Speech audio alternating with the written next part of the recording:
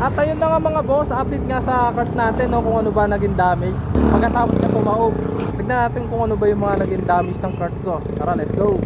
At ito nga, simula dito sa paa natin, no. Ito nga na naging damage niya, yan natanggal. Tapos yung takip niya dito natanggal din, sira, no. At least hindi siya nabasag, no. Kasi salamin yan, hindi siya nabasag. Salamat kay Ama, binigyan niyang tibay ang ating napahan. Ayan, no. Buo pa rin sa walang damage, hindi basag, walang crack. Ano lang, ito lang, sakit takap dito natanggal. Tapos dito naman sa cooler natin, ang nangyari, napipi, bumagsak kasi.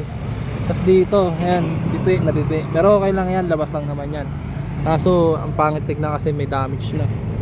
At yung ice cream naman nga, dito, napunta dito yung ano, yellow yan, oh. Tapos yung tubig, kaya naging maalat. Buti na lang, binili ng ano, nakatumba. Kaya ano pa rin, okay pa rin. Yan yung mga naging damage ng cooler natin, ay cart natin, no. Kahit pa paano okay naman siya. At yung sa ice cream naman, di naman siya nasayang kasi yung nalagyan ng tubig sa asin na may yelo, natanggal agad.